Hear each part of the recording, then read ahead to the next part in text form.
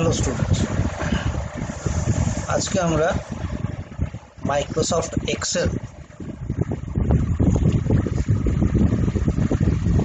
এই টপিকটা নিয়ে আমরা ক্লাস শুরু করব।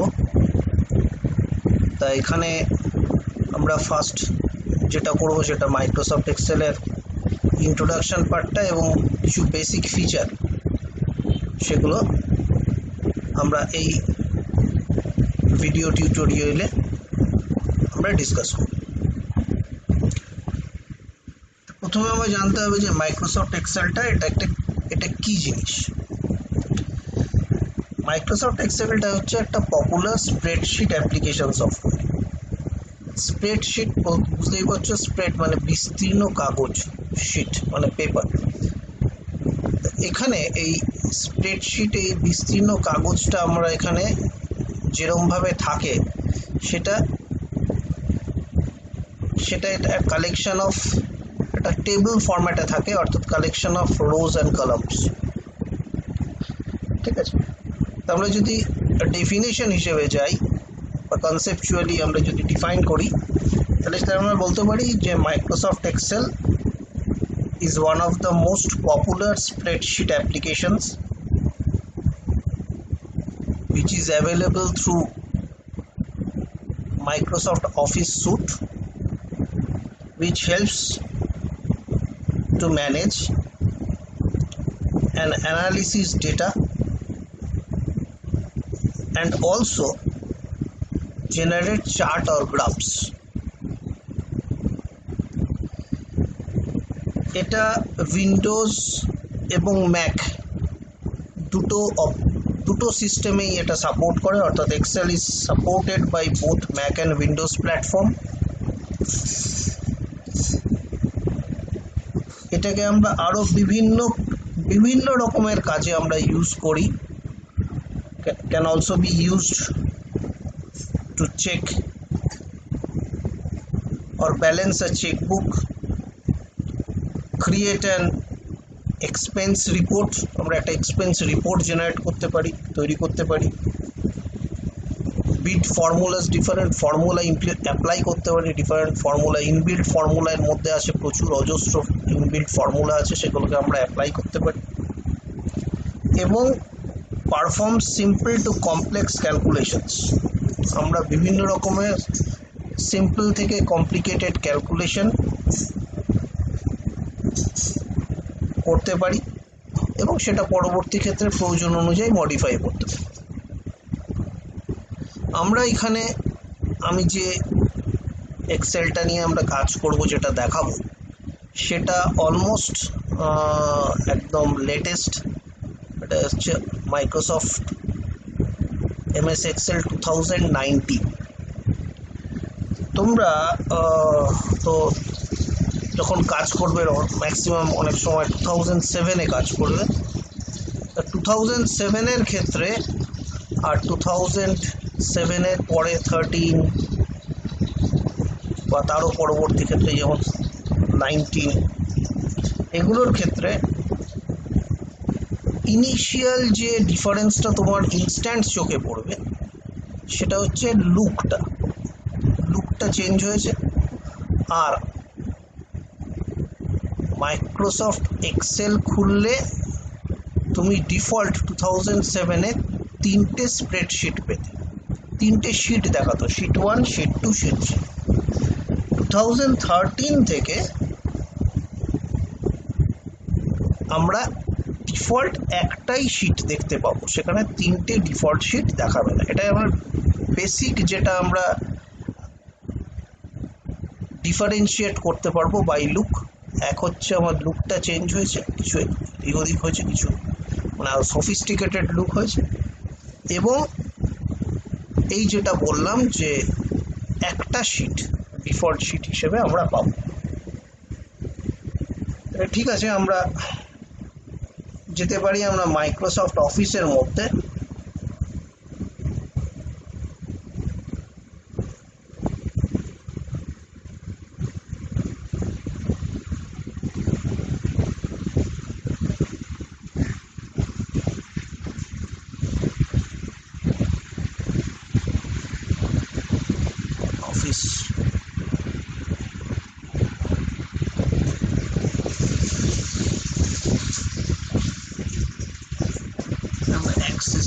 মাইক্রোসফট অ্যাক্সেস পাবো। অ্যাক্সেস এখানে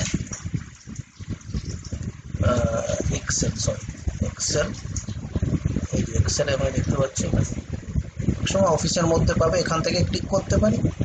অথবা যদি আমি এখানে সার্চে এক্সেল টাইপ করি,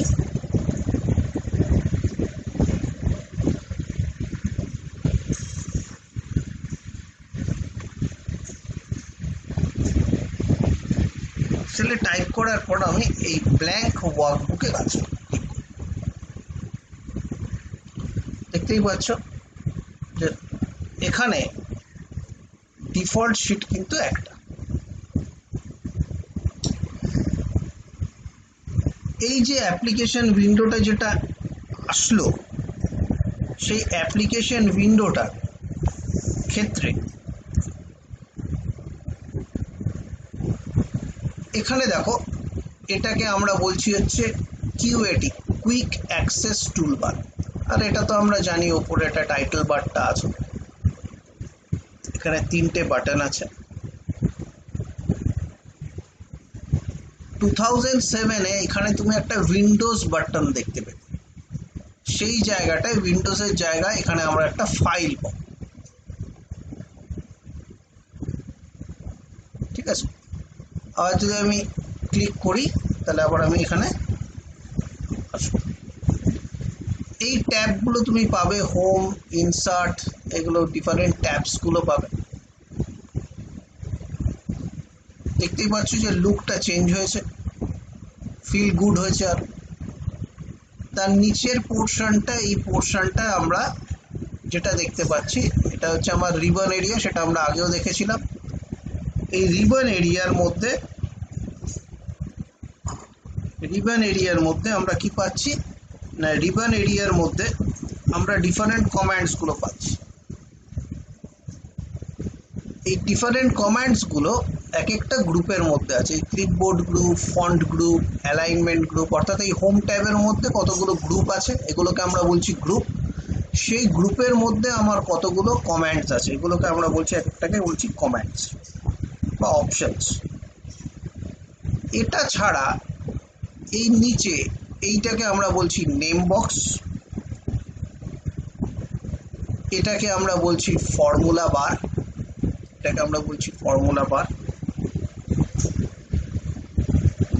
এই ABCD এগুলো হচ্ছে আমার কলাম হেডিং। দেখতে পাচ্ছ একটা কলাম হেডিং এ ক্লিক করলে সেই টোটাল কলামটা সিলেক্ট হচ্ছে। আর এইগুলো 1 2 3 4 এগুলো হচ্ছে আমার রো, এগুলো আমার রো নাম্বারে আমি যদি ক্লিক করি তাহলে টোটাল রোটা সিলেক্ট হচ্ছে। রো আর কলামের এই যে ইন্টারসেকশন পয়েন্টটাকে আমরা বলছি সেল।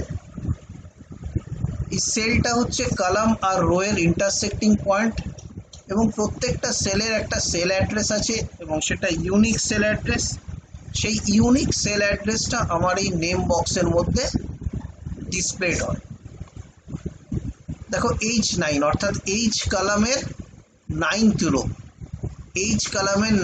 রো, এর ইন্টারসেক্টিং পয়েন্টটা যে সেলটা, এটা একটা সেল, সেই সেলের সেল অ্যাড্রেসটা এটা ইউনিক এবং সেটা হচ্ছে H9। ঠিক একই রকমভাবে প্রত্যেকটা সেলের সেল অ্যাড্রেসটা ইউনিক হয় এবং সেটা নেম অ্যাড্রেসে দেখায়। এবং এই যে নেম বক্সে দেখায়, এবং এই নেম বক্সে যে সেল অ্যাড্রেসটা দেখায়, এই সেল অ্যাড্রেসে তোমরা লক্ষ্য করো যে কলাম হেডিং স্পেসিফিকেশনটা প্রথমে আসে, তারপরে রো স্পেসিফিকেশনটা আসে। অর্থাৎ এখানে কলাম স্পেসিফিকেশন কি L, তারপরে রো স্পেসিফিকেশন কত 6, তার মানে সেল অ্যাড্রেসটা হচ্ছে L6। ঠিক আছে, এছাড়া এই ধারে দেখো, এইটাকে আমরা বলছি স্ক্রল বার। দু রকমের স্ক্রল বার আছে, একটা হরাইজন্টাল আর একটা ভার্টিক্যাল। এটা ভার্টিক্যাল স্ক্রল বার, এটা হরাইজন্টাল স্ক্রল বার। এই পোর্শনটা এটা হচ্ছে আমার জুম কন্ট্রোল। এই স্ক্রল করলে জুমটাকে আমরা স্ক্রিনটাকে আমরা এটাকে বাড়াতে কমাতে পারছি। ঠিক আছে, বড় বা ছোট করতে পারি। আর এই পোর্শনটা হচ্ছে আমার ওয়ার্কশিট ভিউ অপশন। এখানে ডিফারেন্ট আছে, নর্মাল আছে, পেজ লেআউট আছে, পেজ ব্রেক ভিউ আছে, ডিফারেন্ট ভিউসগুলো আছে। আর এইটা হচ্ছে আমার শিট প্যানেল। এখানে আমার কটা শিট আছে সেটা দেখাচ্ছি। এগুলো হচ্ছে ওয়ার্কশিটস। আমি এই প্লাস করে আমি একটা করে নিউ শিট আমি কারেন্ট ফাইলে অর্থাৎ ওয়ার্কবুকে আমি অ্যাড করতে পারি। ঠিক আছে, এবার আমি বেসিক্স যে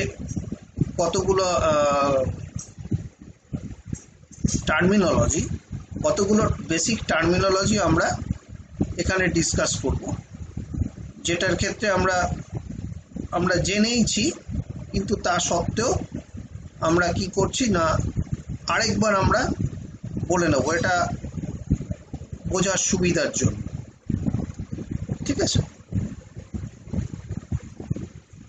এখন আমরা এখানে বলছি এগুলো হচ্ছে রো আর কলাম, অর্থাৎ এক একটা আমার এখানে যে ফাইলটা আছে এক্সেলের যে ফাইলটা, এক্সেল ফাইল ইটসেলফ, এই এক্সেল ফাইলকে আমরা বলছি একটা ওয়ার্কবুক।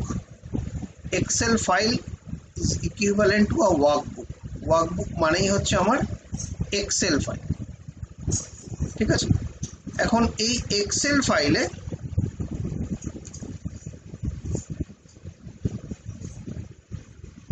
এর এক্সটেনশন ফাইল, প্রত্যেকটা আমরা জানি যে প্রত্যেকটা ফাইলের একটা ফাইল এক্সটেনশন আছে। তো সেই ফাইল এক্সটেনশনটা হচ্ছে .xls। ফাইল এক্সটেনশনটা হচ্ছে .xls।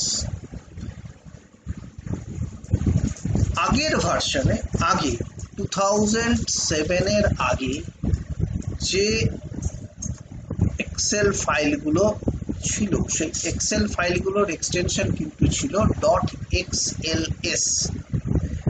2007 অনওয়ার্ডস ফাইলের এক্সটেনশন হয়েছে .xls, তারপরে একটা x যোগ হয়েছে। এখন প্রত্যেকটা ওয়ার্কবুক, এই ওয়ার্কবুক কনসিস্ট করে, ওয়ার্কবুকের মধ্যে কতগুলো, মিনিমাম একটা শিট নিয়ে একটা ওয়ার্কবুক তৈরি। এখানে আমরা জানি যে ডিফল্ট ওয়ার্কশিট 2007-এ ছিল হচ্ছে তোমার 3টে, কিন্তু 2013 থেকে ডিফল্ট ওয়ার্কশিট হচ্ছে একটা। আমি যত আমার প্রয়োজন মতো ওয়ার্কশিট আমি কারেন্ট ওয়ার্কবুকের মধ্যে আমি অ্যাড করতে পারি। ঠিক আছে, নিউ শিটে ক্লিক করে এবার একটা শিটের মধ্যে ওয়ার্কশিট হচ্ছে আমার পেজগুলোকে, আমরা যে পেজগুলো ওয়ার্কবুকের পেজগুলোকে আমরা বলছি ওয়ার্কশিট। এই ওয়ার্কশিটে আমরা প্রত্যেকটা ওয়ার্কশিটের মধ্যে আমরা পাবো নাম্বার অফ রোজ, পাবো 1048576 রোজ, 10,48,576টা রো পাবো প্রত্যেকটা ওয়ার্কশিটের মধ্যে। এবং কলাম পাবো আমরা, নাম্বার অফ কলামস আমি পাবো 16,384 কলামস। এই যে কলামসগুলো, এই কলামসটা আমি দেখো কন্ট্রোল রাইট অ্যারো মারলে আমার লাস্ট যে কলামটা আমি দেখতে পাচ্ছি, সেই লাস্ট কলামটা দেখো XFD। এই XFD আমি যদি এ থেকে XFD কলামটা আমি যদি ম্যানুয়ালি কাউন্ট করতে পারি, যদিও এটা সম্ভব নয়, তবুও আমরা A to Z মানে 26 এই হিসেবে আমরা যদি ক্যালকুলেট করি, তাহলে দেখব যে টোটাল নাম্বার অফ কলামস আছে 16,384টা।